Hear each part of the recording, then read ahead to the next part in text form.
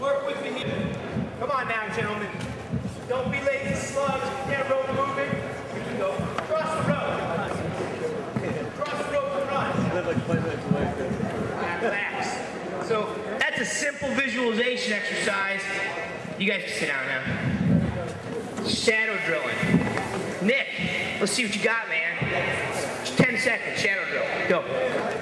Quickly, quickly. Where's them Rutgers boys? They're loafing. Man, where's them boys? Zuban. Huh? Get back out here, you're loafing. Jeez, if you're gonna talk to somebody, talk to that pretty girl, not that dude over there. Come on, get out here and shadow drill. Let's see what you got. Go, go, Nick, go. Where's that other dude? Where's that other Jack? Jack from Rutgers. Percival wore him out with all those tilts, man. He was crushing you guys. Quickly. The idea is to move quickly.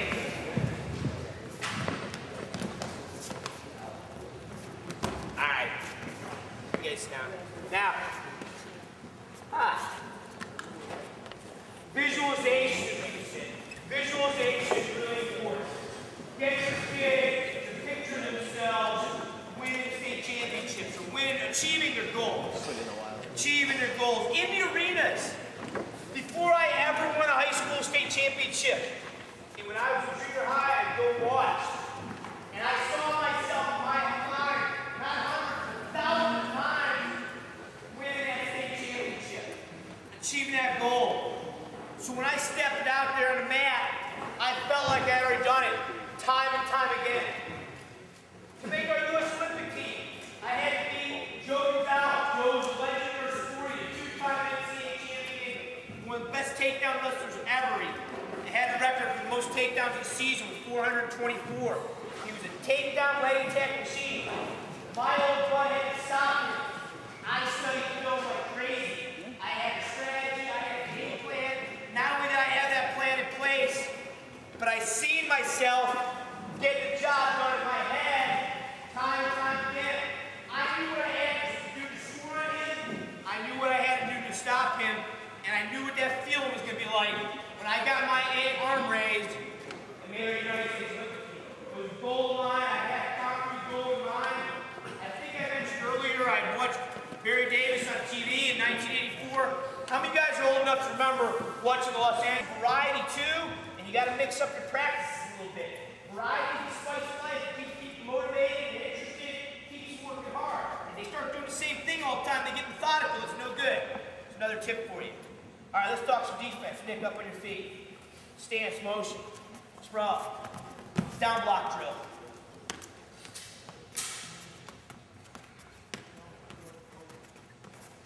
That's a really good drill. Down block. You can stand to lower his level a little bit more. Here. Here. Leg goes back. Arm goes down. Head stays up. Your kid will do this. Feel good.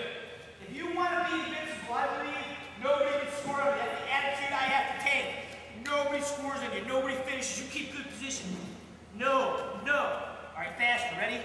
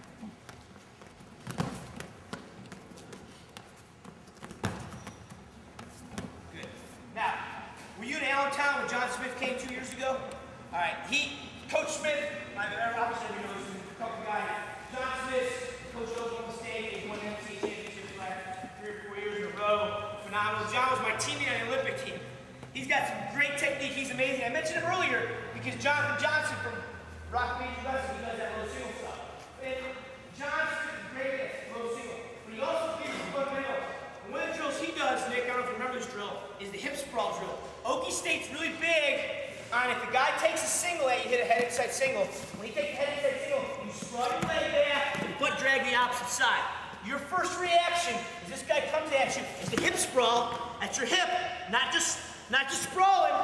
Your hip sprawling, and then butt drag and pull on the opposite side. So the spin drill, you're gonna hit this hip, hit a hip, and spin away from it. There you go. Faster. Oh, 360. React. Faster. That's good. React. Hips down faster. Again. Other side. Turn your hip down hard. Good. Those are 3 defense drills. Sprawls, they're good.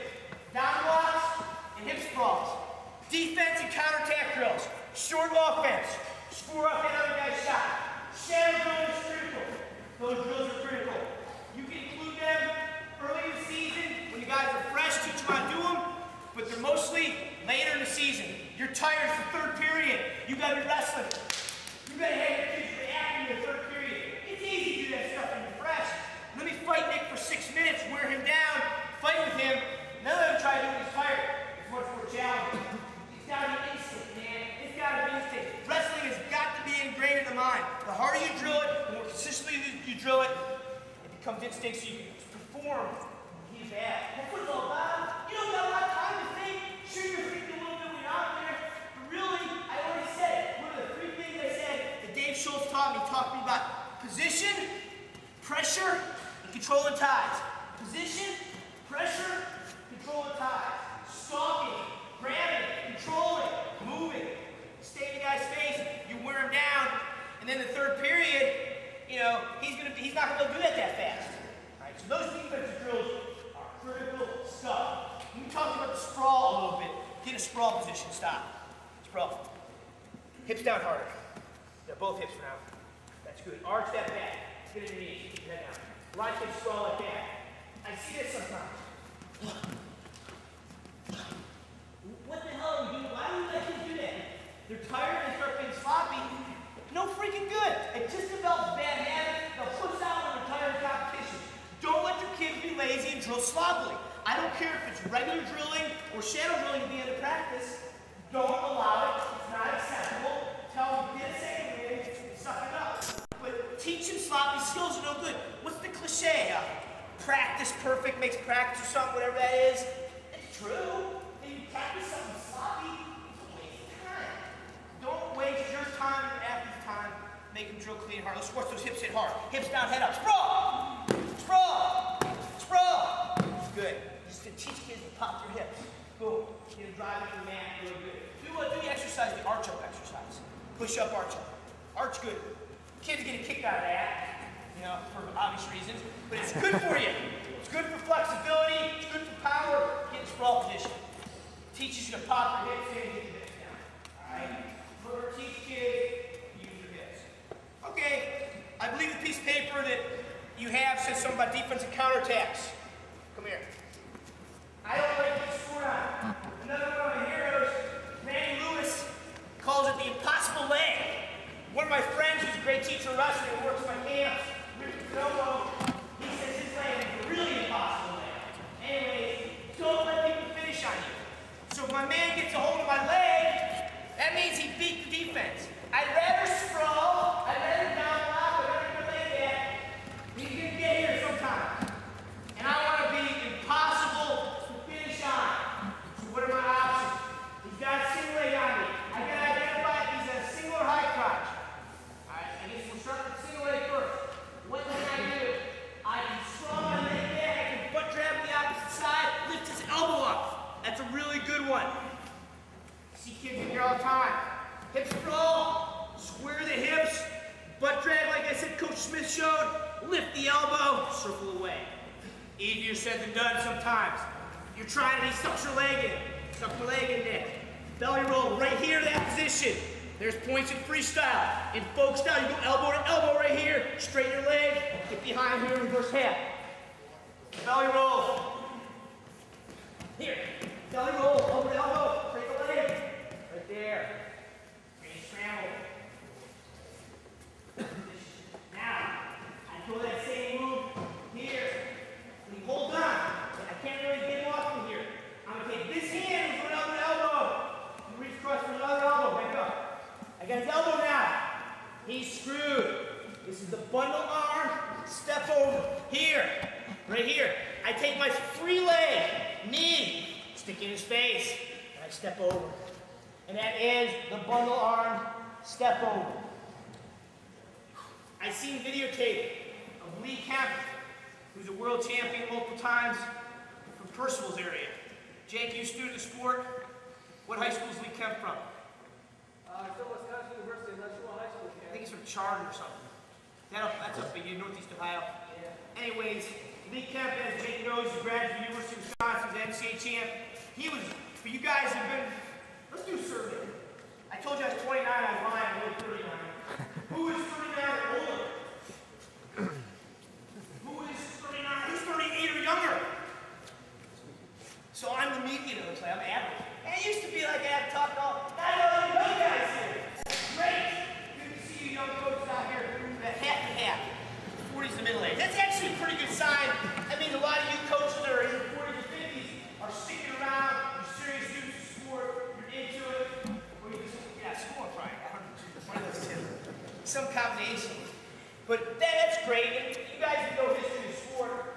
That's good. And I went to the NCAAs and watched every year when I was sophomore, junior, senior high school. So I've been following college wrestling closely since the early 80s. So for 25 years, I've been by every NCAA championship, and I study the video. My friend Gordon Connell, he makes a videotape. The National Wrestling Coaches Association, the NWCA, sells that stuff, and I buy it every year. And what I got in my house, my basement, is a gym with a treadmill and a stair mat and a Raritan. So I get on that stuff. I got the TV, DVD, star player. I watch an hour video about every day of my life. I'll watch something, whether it's NCAAs, World Olympics, or even some technique videos. I'll still watch instructional videos. When the new stuff comes out, I watch pretty much everything. I try, it's my responsibility to know what's going on in our sport, to know as much as possible. I'm working, I'll have over 3,000 kids in my camps across the country this summer. I'm responsible for choosing what curriculum they're going to learn. Not just me teaching it, but my staff. And I'll get all the data for every single kid. These kids here needs, I'm in every single day, every single session.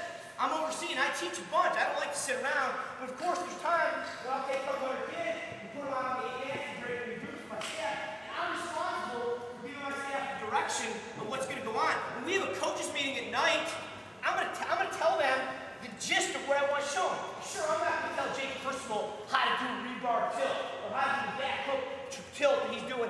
Jake, putting you on the spot again, baby. Who is the legend from the University of Michigan that made that tilt famous? Rhymes from Chertow. Coach Wagner tipped you off, I think. Huh? That's correct, Jake. Good job. Just remember Rhymes from Chertow, man. Alright. Hey, Mark Trella, NCAA champ 3 times, University of Michigan. Machine. And I've seen you guys, some of you guys can attest. How many guys have watched Trella live? Any guys? Some of you older guys are NCAA, hardly anybody, a couple guys. There's sluts just raising their hand. They're pushing that. Yeah, Trella was a beast. And he was phenomenal with the tilt that Jake, as far as I'm concerned, you're the best at it since I was in college. My buddy, Tim Quinn, I went to college with Tim Quinn. Tim's the head coach of Edinburgh University. He's a great coach. You guys, I try to place my camera all over the place. I guess I mentioned Valenti, Robbie Preston, they're Ivy League schools. But man, I got 5 kids from my camp wrestling varsity at Penn State now. Penn State was sticking up the place for a while. I finally thought somebody was getting more of my guys. Hard workers in there. They got 5 of my guys who start lineup with sophomores and freshmen, and their kids are grown up in my camp every year. You know, you can tell it's all about work ethic. It's about having that work ethic to keep getting better.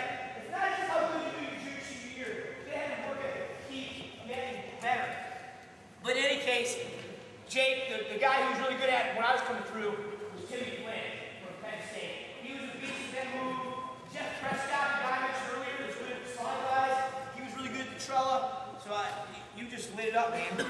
Really good. All right, back to defensive counters. Let me review. Guy gets a single leg on me. Sprawl, foot drag, get behind him. He gets his hands locked really tight. We're gonna get foot drag, elbow lift, there. Another option here.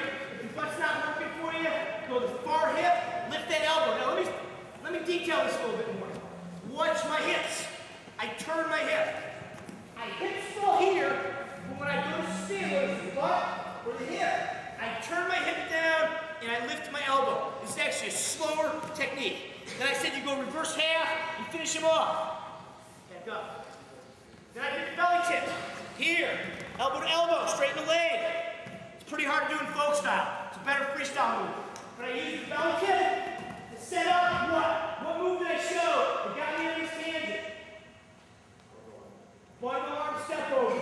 Because I learned that move from who, first of all? From Wisconsin. Lee Kemp. Lee Kemp, baby. Here, here, here. There you go. All right. You're being a great asset, man. I've been talking to him about getting more involved in camp. I think he wants to fish or something. We get you more on board. All right? Those are really good counters. Who do you guys think invented the spladle? No, it wasn't Coach Sachi. Go. There you go. Hook shallots. Hooker. You guys know shallots? What's this hooker? You know shallots? Yeah, I learned to spladle off weight shallots. I've learned from a lot of good men. And Wade shows some crazy stuff. And this is one move that I really picked up on him. I personally don't use it that much as a competitor, but as a coach, I've had good success getting my athletes to do it. Let me guys show you how to do it correctly. All the mechanics hold true. He goes for the leg. I'm going to screw up, breaking off the leg and stuff. I want to circle away from the leg here and away from the leg. Alright? I want to keep in mind, he wants to get an angle. If he tries to get an angle on me, I don't want to let him have an angle. Remember, I've been driving him here, I've been doing this, I've been going here, I've been reaching for the bundle arm. If he's got my right leg, generally speaking, I want to keep him in front of me. No, that's legal. Suck my leg in. That's totally legal, back up. And you don't really want to punch him, but what you do want to do is keep him in front of you. Get an angle, get an angle. Oh! Okay. You don't want him to have that. Get back up front. Get an angle. Come here. Get an angle, Nick. Get an angle. Don't give him the angle. Alright? Don't give him the angle. Now, Nick's persistent. He's got there, he's going for the angle. Tricks. Right there. Alright, what you gotta do? He's got my right leg. Pay attention out of detail. That's my left leg, you got my head. Alright, you got my right leg. Alright, right there. Okay, put my foot up here for you. I was investing. Now, he's got my right leg. I'm gonna take my right arm and put it into the switch position here. You guys drill switches? Don't feel drill switches. Remember I had hip placed earlier? I'm gonna sit through a switch, like hip placed. So I take his right leg with my right arm, and I sit through to my right hip, suck my leg in. He's got my leg. Drive it a little bit. If I sit on my butt, that's no good. If the butt crack is on the mat, no good. Hip. See this leg? I'm driving, I'm scooting. Right hand, right knee, right hip. Now, the key is for me to get the leg he has stepped over his leg. But that's difficult to do. He'll pull it away. So that's when the magic ankle comes into place. Psst. This is magic. Watch the other foot. Thank you. There you go. Keep that leg away there. Hey, that's really freaking far away. My little twerp leg can't get it. So I call it a magic ankle. Remember, keep that leg away from me, Nick. Whoop, thank you. There you go. That's the magic ankle. So you got the switch, you're scooting, you get that heel, and you jerk it to you. Thank you. Step over, put your heel in the back, lock on the knee, pop your hip up, and look at his hip. Don't do this, moron. All right? Look at his hip, pop your hip in. Don't go like this. Bad. Here. That's your spladle. It works. It particularly works well for lengthier guys. But really, I've had success teaching a lot of kids to do it, and that's how you get it, that's how you get it right. Back up. Switch. See this on my hip? When you switch, you don't want to go to your butt cam. You want to sit on your hip and scoop. Stay compact. Drive with your feet. Magic ankle. Step over. Don't worry about hooking it. Step over, and it all falls into place. Pop your hip up. Pin him, not you. So that's pretty much, if you guy gets a single leg on me, those are some of my options. I do something on my other leg. I do all that stuff on my other leg, but I particularly like on this leg, when a guy gets a leg, I'll go for a knee pick in freestyle. In a folk style, I'll end up with a near side cradle. Looks like this up here. There it is in freestyle, but in folk style, I'll go near side cradle. And I have a really good feel for that move. Honestly, my kids don't pick it up that good sometimes. But it just, the basic. You guys know Chertow? Jack is really good sword. Couple-time NCAA champion. I had to wrestle him in the semifinals of the Olympic trials. And obviously I knew he could shoot my leg a million times. And I just crushed him with that move and a front headlock. My goal was to get my leg back and front headlock. But he did, he's persistent sucker. He'd get my leg, and in folk style, he was great here. In freestyle, keep going, keep wrestling, keep wrestling. Finish that single, Nick. Keep it. Oh, there you go. All right, so if his head slips out, you got a different situation. And that's called knee kick. We're training guys in folk style. I adapted that into folk style. Get dizzy? How old are you, man? 17? You should go strong, man. At lunchtime, maybe you get a date with the man at Rutgers to try to recruit you here or something. All right? Go with that. You should see for sure. They girls like style right now. They do. Hey, before I go back to knee kicks, stand up. Oh, I got the same shirt on. You stay down here. Can't do this. I know how you guys are. Too much technique at one time. It's tough on you. Another thing you got to get across your athletes. Guys, I'm an avid believer.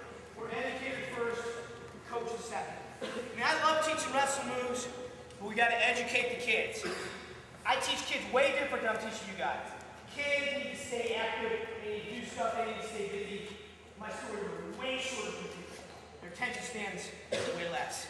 You guys got to sit here from 9 to 2, try to mix it up a little bit for you. But anyways, this shirt, I give it to the top students in our camp, the guys who excel at wrestling and on the mats, and the slogan is, be a scholar athlete, not a dumb jock. I was looking at the back of the shirt here that reminded me of that. I didn't even know what shirt I had on. You're doing great. So you like, hey, you gonna have lunch? You go to lunch with me? Now, don't worry, man. The girls are American. They're good looking. You'll be set, smart, good looking. All right? Here you go. Now, knee pick. Check it out, slow motion here. There's two ways to do it. One way is pretty traditional here. You just pick it, flip them over, and jump on it. But the other way, which I kind of like, is I'll straighten my leg right here, take them down here, and then I'll jump over here, and here's my near side. When you get your near side cradle, guys, lock it up near the neck, not near the knee. Lock it up right the neck, draw it towards the head. Now, obviously, I could show you a billion finishes from there. Coach Chalice has invented all sorts of crazy stuff in there. Not going to get really deep into cradle finishes, though I will say that I like near side cradle. I use it a lot off front headlock and the counter technique, and you got to spend time finishing it. You got to close the deal. You got to take it towards the head, you got to take it backwards. A lot of stuff involved. But if you got a good cradler, it's really a good way to get a cradle off that. And I'm going to show you. Anybody have any questions about the head and side? So, do you need to teach your whole team all that stuff? No. You need to pick a couple that you like and share them with your team. You need to do a lot of sprawl spin drill. You need a lot of down blocking, hip sprawling. But if they do beat your primary defense, if they beat your head and hands and get your legs and hips, that's what you got to battle. Okay, high crotch. Guys, get a high crotch on me. All right, first thing you want to do, obviously, sprawl and get the angle on and get behind it. Sprawl and spin. Down block, sprawl, spin. If you get your leg right here, take your other arm, jam into it here, spin it from there. If he locks your leg, you're in here. What I like to do first is I'll lock the sternum here, and I'll turn my hips down. Crush him, right there. Now work my way behind him. So I'm always thinking basics before I'm thinking funky stuff. Get your leg back, get your hips down. Leg back, hips down. Both. Not one, not the other. Both.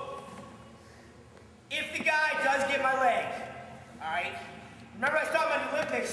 This is the crazy stuff Randy Lewis used to do to people like chin, elbow, wham! Right there. He took this guy in Olympic finals in Washington. I mentioned you're crazy, Jersey guy, not doing it. He's trying to do this stuff. Stand up a second. Something you should know, if you go for a leg, the guy gets a neck wrench on you. Right here. There's too many counters to a neck wrench. One is to lift. Get a neck wrench tight. Oh, yeah, there you go. And the other is to dump. Alright. Easier said than done sometimes. But you don't want to let a neck wrencher get a hold of you, just keep torquing you, and choke you off and throw you. You either lift them or dump them. Same thing on a mat. He gets a neck wrench on me. I'm not going to keep turning the corner and get ripped, choked off, and pinned. Alright? Neck wrench. Lift. Neck wrench. Dump. Then you got to finish from here. There's lots of different finishes. But don't sit there and let some dude choke you off the neck wrench. High crotch. Neck wrench. You're not allowed to twist the chin anymore. So it's not quite as effective as it used to be. You're still allowed to put your thumb in his neck, hit his elbow, pop your hip, and cover. And that's how I like to finish. I don't keep the neck as close and cover. Next one. High crotch. Here. How many guys get a lot of stalemates in this position? It's a really common stalemate position right here. Sprawled out. Here. You're in this position. Jake's one of them guys that never lets go and eventually sucks your leg in. Most kids you guys coach, they just hold on. I don't understand it. Okay, just hold freaking on. So, what you can do here is you're sprawling, suck my leg in a little bit. You're going to end up cradling it. Sprawl, suck my leg in. Come on, Nick, up. Cradle! There you go. Right there. What I say, lock it near the neck. See where my hands are? Right there. Don't try to lock it near the knee. Lock your cradle at the neck. High crotch. Here, you're fighting. You want to go this way, remember? You want your arm here, but he's got your leg sucking in. So you say, hey, what the heck, suck it in. Right there. Now this is not what some people are calling funk now. We go in here, roll it up under the guy. I'm not going to get in there right now with you. At the whole other series of stuff, I do it. I teach kids counter. This is pretty basic right here. Alright? He's got a high crotch. I got his belly and his knee. Right behind his knee.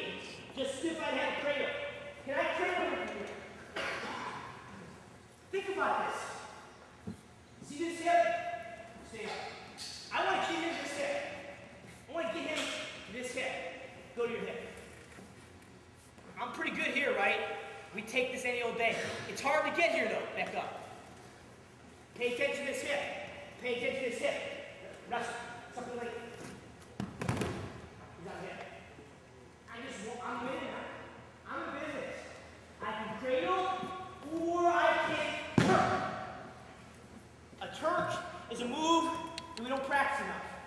In some forgotten country called Turkey, to get a move named after the country, this move must be pretty good. Because I don't know the names of no dudes from Turkey that are ever worth the crap. Alright? I don't know how to pronounce the names either. Alright? But the country of Turkey, they got good at the turf. Alright? So, people in America call us the name of Turk. Let's Coach Sachi before we came up with Turk, you name it.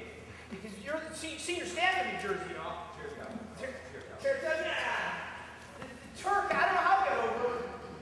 History, did you grow up? It was called Turk when you were growing up, just Sachi? It's amazing. The Turks were good for a long time, man.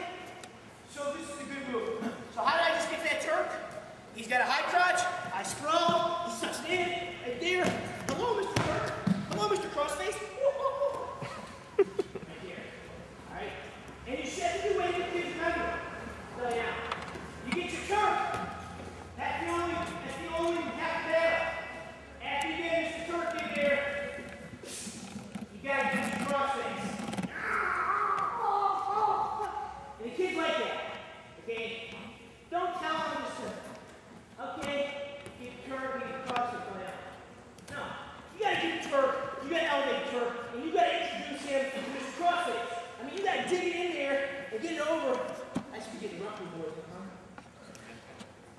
still get a ding when you get to there. All right, right there. Turk. Elevate your Turk. Get perpendicular. Post the hand. Pull the head. So that's a couple good counters to the high punch. I got a lot of other stuff too. I do use some unorthodox stuff. Oh, I should get. How many guys train kids in freestyle? Hardly anybody? You gotta be kidding me. Give me a real show of hands so I get a pulse on where I should go here, because there's a difference between freestyle and folk style counters. How many guys train kids in freestyle? Just so most of you guys rely on the clubs, okay? You guys got unique clubs here in New Jersey. A lot of these guys are running companies, they're doing this spring year-round stuff. You encourage your good kids to do extra year-round wrestling. It makes a difference, guys. It truly does. Look, if all you do is wrestle during the season, you're only getting 3 or 4 months. What made me personally successful as an athlete is I made a commitment in junior high school to year-round practicing. These Resolute mats, baby, I own these, man. I bought a Resolute mat with my grass cutting money when I was in 7th grade. Paid $350. So not that much more than that now. $400 or $500. You get a good piece of home mat in your basement, bounce around, and shadow drill like crazy. And then I got a key to my high school wrestling room when I got to my freshman year, so I always had access to my high school wrestling room. I know there's those bullcrap now about lawsuits and stuff, crazy. I guess you guys are limited. I told my principal to leave me alone. I did. I don't want to go into great detail, and I don't want to hurt be a bad example for me. He's over 17, not ready to go to city. But I did have a serious discussion with my principal about the key. And I wanted that key, and there was no freaking way he was going to get the key to the wrestling room. Alright? I wanted the discussion. He wasn't real fond of me for the rest of my career, but he respected my position. Alright? So it's a long story, but I ended up maintaining the ability to train in my wrestling room and bring a partner, and he turned his heavy up way. I know that's what to do these days. I did wrestle a lot. I practiced year round. I've been rolling around in these Resolates for 20 years, well, 25 years. Mike's over there. What's that crazy? You have to show these guys that crazy thing you got, man. I guess they got new Resolates. See, not everybody can have triple FIP Resolates, so they're making new mats now. They're extra springy and stuff. So you can check him out. He's the manager, sales manager of the Resolate plant. You guys all know Pavlik, him and Tina. They're cracking whip on you guys, so I know you guys all use this stuff. But I've been wrestling on mats a long time. Okay, that was defensive counter attack. Are you sure nobody's got any other questions? Not many guys are interested in freestyle. I'd like to show some freestyle counters. What did it say on that sheet of paper? I was going to do some counters to legs. Yeah. What time is it? What time am I going till? Most importantly, what time is it? Alright, I think we're breaking 1 to 6 minutes. So I'll do some counters to legs at the beginning of the next segment, because I was actually scheduled to teach some tilts. Jake stole the thunder, baby, and I can't outdo that, so I'll do some legs and counter legs. Let me give you a couple freestyle throws, though. If a guy gets a high crotch on me, he's in here. One thing I can do is take him backwards, 3 points. Another thing I can do is a crotch, pick up, 3 points. And another thing I can do is what I already showed you, except just on the shoelaces. In freestyle, I don't worry about the cradle. High crotch, thank you. Right there. So if a guy touches my leg, I try to make like Randy Lewis and be the impossible leg. For those of you guys who don't remember Lewis, he was just a badass, nobody could take down. He had all these fucking counters. He was very aggressive. If a guy got his leg, that was his chance to start countering. If a guy gets my leg, I'm gonna punch him and go after that leg. Another thing I like to do, when a guy shoots single leg on me, look at it here, tuck it in, right here. I'll go into my quick reverse front headlock. It takes a long time to lock a guy up, choke him off, and roll him. We all know that move. Where'd Jack go, man? He bail out on you? Come here. Come here, Zubin. Is that right? Good. Got it, man. Front headlock. Choke him off and roll him. Circle him in, 2 rolls in a row. He didn't understand that circle him in part. Or 2 in a row. He didn't. That's why I want you to circle him in. Circle him in. 2 in a row. Thank you. Zubin, good. Good job. Nick, paybacks. Stretch them out. Pop it. You got a lock, dude. You got a lock. That is totally unrealistic to roll without your hands locked. This is a good teaching point. I'm not going to get you the whole front headlock series, obviously. Get a front headlock. Folk style wrestling. I believe in the chin and elbow. Chin and elbow is where it's at on the front headlock. You can start locking your hands, you get stalemated, you get dumped, you get sucker dragged. But in freestyle, lock it, choke, and roll it. Good job. Nick, you're done. Dude, come here. Jack, is Jack bailing? Where is Jack? Is he hiding? Huh? There, look, he's smiling. Get out. Front headlock. Right here, front headlock. Boom. That's a great way to front headlock. Down. Zubin's a stud. He's not going to let me have his arm and choke him. Keep your arm out. You know what? So I'm going to throw my body up on him, flip my grip over, and gut wrench his head. And that's one of my best freestyle terms.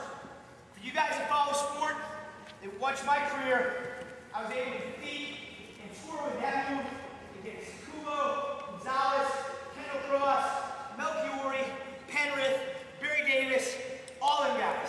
That's my era of wrestling. I competed against all those guys. All those guys knew that I personally had a good reverse front headlock. And they'd shoot, try to get my leg, because that's what they've grown up doing for 20 years. But if you have a good front headlock, virtually unstoppable. And that's the reverse front headlock. For those of you guys who teach freestyle and Greco now, instead of going palm down, you flip the palm up. You throw your body up parallel to him. You lock his head between your belly and hands here. And then you gut wrench. You look away from where you're going, you drive your knee under, and you gut wrench. And you jump on top of him, and you do it again. And it is just money. So if you're interested in that particular stuff, I got a couple videos that are just freestyle, and I cover a lot of subtleties on that. Coach, nobody attacks your leg there? You want to attack your leg? Shift them up. Nobody attacks your leg. You go keep them up. Alright. This question is, when I get my front headlock here, and anybody attacks my leg, you mean this one? Not typically, because usually you're trying to get a single leg on this side. And I'm sprawling, I'm squaring up. Alright, when I go here, they're thinking single leg on this side. So when I go here, for him to actually change side isn't real realistic. It really doesn't matter. Anyway, if you can happen fast, there's a lot of power to it. Your question is good. His question simply is, when you jump up and down a guy like this, why doesn't he attack your leg? And the answer, because he's sprawling here, I'm back here. I got a front headlock. He's all over this leg. Suck it in. Here. Boom! It's not something that I wait 5 seconds for. I jump up on it, suck it in, and take it. I actually get it a lot with my feet up. I'll get an underhook here, stay strong. I'll jack it up. He don't like that underhook. He thinks I'm gonna throw it. So I'll go here. See ya! Right there. 3. Boom. No takedown, no folk style points. Exposure.